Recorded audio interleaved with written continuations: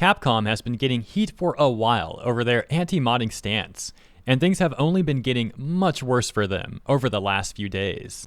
With Capcom getting a ton of backlash over a disappointing Spy Family Street Fighter promotion, but even worse, news of them adding DRM to some of their games in their goal of stopping mods and piracy, but it turns out many users report this DRM harmed performance, and even included malware. When voicing concerns, the provider even issuing extremely unprofessional responses directly to concerned players. We'll go over all of that in this video. 3 days ago, they posted this video, Street Fighter 6 Spy Family Code White Collaboration, where they showcase Yor from Spy Family in Street Fighter. That's Chun-Li, but Yor, she's somewhere here, you can see. Okay, so we got Yor in Street Fighter, except we don't really, because this is just actually a skin. And this has got Capcom a ton of backlash from players saying that they're all anti-modding, but they did something that modders could have done way more efficiently and way more quickly, and that they should have just made a whole new character. Top comments such as, "Congratulations Capcom, you did what a team of modders could do in a week. I love more the concept art than the execution. Imagine if they would actually have put Yor Forger in the game, it would have been so sick. It would have been a nice surprise if Yor was a playable character with their own moveset. I never knew Jury was into cosplaying. Really wishing we could have gotten a fully animated short film of Yor vs. Chun-Li like the initial teaser. Thanks for not failing to disappoint. That's just a simple skin that modders can do. If you can't make yours a full character, why even bother? I hope one day they realize the Avatar stuff is not what people want." So they're already getting backlash for that, and things just get worse for them. As Bounding into Comics writes, an escalation of anti-modding crusade, Capcom now adding Enigma DRM to PC catalog. Buckle up players, the fight over your consumer rights is about to heat up. Just months after declaring war on the entire concept of video game modding, Capcom has been found to be undertaking a concentrated effort to add a new form of digital rights management software to their back catalog of PC titles. This attempt by the Street Fighter series developer to restrict the way in which customers could interact with their purchased products was first brought to public attention by way of a surprise January 5th update made to Steam copies of 2013's Resident Evil Revelations. Perplexed as to why the 11-year-old title had suddenly received this unannounced patch, users soon took to parsing its contents for any information as to its reason for being. We can see some Steam posts here with people talking about this Enigma Protector. Keep that in mind because that's going to be a very important thing as we continue through this video. With Enigma even responding to players' feedback in a very unprofessional manner, and Capcom getting a ton of criticism for working with Enigma, and Enigma getting a ton of backlash for Enigma itself, as well as, like I said, the responses that they're issuing to people. Soon thereafter, as documented on the game's official Steam community forum, players discovered that while it did provide a fix for a previous functionality issue regarding Revelations' Jill Samurai Edge Weapon DLC, this minor quality of life update was little more than a Trojan horse for the Enigma Protector, described by its website as a tool with which companies can use to protect their program run files from illegal copying, hacking, modification, and analysis to be added to the game. Making matters worse for Capcom was the fact that, like many such shadow installations of DRM software, more than just clamping down on consumer rights, the introduction of Enigma into Revelation's inner workings also produced a stability issues within the game itself, including frame rate drops, random crashes, and broken graphical options. See another post here. What the heck? Ultra wide resolutions, stereoscopic 3D, and FOV adjustments are all broken now. Faced with significant and understandable backlash to their decision, Capcom eventually reversed course on their decision, announcing on January 9th that, due to an issue observed with the latest update release, we have reverted the corresponding update. We apologize for the inconvenience caused, and once the issue is resolved, we will re-release the update, they added.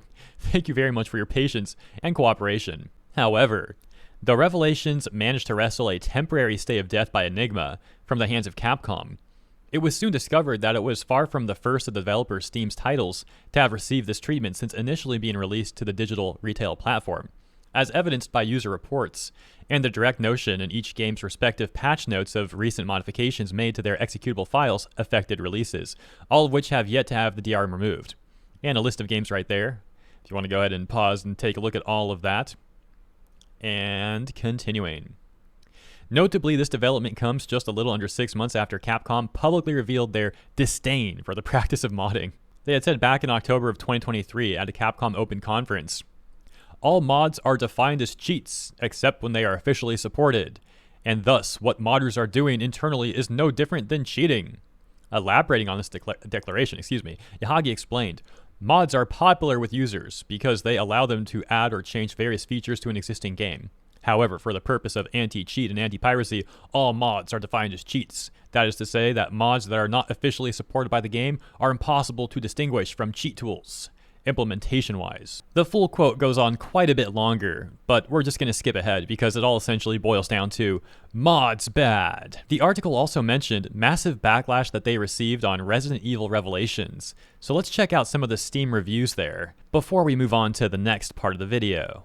Added DRM to an 11-year-old game. Screw Capcom. This is the second downgrade in recent years. First, Jill's Weapon. Now this malware Enigma. Looks like Capcom hates their fans putting DRM on a 10-year-old game. Capcom is adding a mod blocking DRM that is also known to cause performance issues to this, a 10-year-old game, and to other of their games. This is stomach-turning behavior, and no one should reward nor tolerate this. Check out this last one here. Actually, let's see how long this is. Okay. We'll read this one and then move on to the next part of the news. Capcom added again. They are implementing an invasive and performance-consuming Enigma DRM that limits users to mod the game as they believe it damages their brand. For crying out loud, this game came out in 2012 and decided it would be best to put DRM in an old title? Worrying about their sales and their brand reputation is the least of their worries. Congrats, Capcom. Bunch of boomers who can't let us have fun. Heck, they don't even show support for their old games, since most mods are there to patch various old Capcom titles, while Capcom leaves their games collecting dust with bugs and poor controls for keyboard and mouse. It's only a matter of time where games are not fun anymore, thanks to every company incorporating DRMs. And yeah, once again, although now we're taking a look at IGN, just the headline, Capcom quickly rolls back Resident Evil Revelations DRM update after Steam review bombing. However, that's hardly the end of this situation, because remember DRM Enigma itself? Well, let's take a look at this. PC Focus saying on Twitter, DRM Enigma gave 34 virus positives.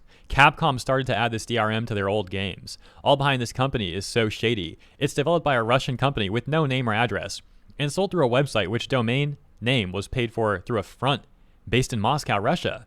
Capcom has a history of deceptively installing malware in people's computers. Don't play any game with this DRM, and including this screenshot right here along with their post. Then going on to list other Capcom games that are apparently using the DRM Enigma, including Resident Evil 5, Resident Evil 6, and various Mega Man games as well. And so people began inquiring to Enigma about all of this. And PC Focus saying, very professional response from the Enigma devs. The company that Capcom is using for the DRM they are patching into their old games. From their forum here, you can see this post where it looks like Enigma responds. Curious. This is responding to game performance drops. Curious. What action do you need from us? And why do you blame us that someone use our software? Someone use. We do not push to use it. What is our guilt, you think? And why are you so sure that all that you reported belongs to our software? Maybe you are so angered because you can't use the cheats anymore? Bruh. Good job, Capcom, working with these guys. Good job. Responses to that stuff on Twitter saying, I don't understand how talking down to customers has become so prevalent in the industry, like having actual concerns with a business is somehow taboo enough to warrant publicly trying to shame people. Why do you blame us that someone used our software? Spoken truly like a tech support scammer. Glad they're infiltrating game studios now. Our Capcom also talking about this. You can see the screenshot from before. And this user saying, the DRM called Enigma Capcom is going to add to their back catalog of games has 34 virus warnings. I would not recommend updating your Capcom games. It's also ran by a random Russian with zero company attached to it, all just to screw over modders. Shady as heck. The OP also saying, it also breaks Steam Deck compatibility. Thanks again, Capcom. It also cuts off 20 FPS. Thanks, Capcom. It also supposedly accesses more of your PC than it should, and there's a high chance it collects data as well. And that's pretty much where it stands right now, so I'll wrap this segment up here. What a mess, huh? Man, it really sucks that games companies are making more than ever these days, yet somehow so many of them are just getting involved with worse and worse practices. As always, thank you for tuning in, though. Appreciate you and your time, and consider letting me know what you think about all of this in the comments. And if you enjoyed this video, please consider liking and or subscribing. It is much appreciated. And I'll see you in the next one.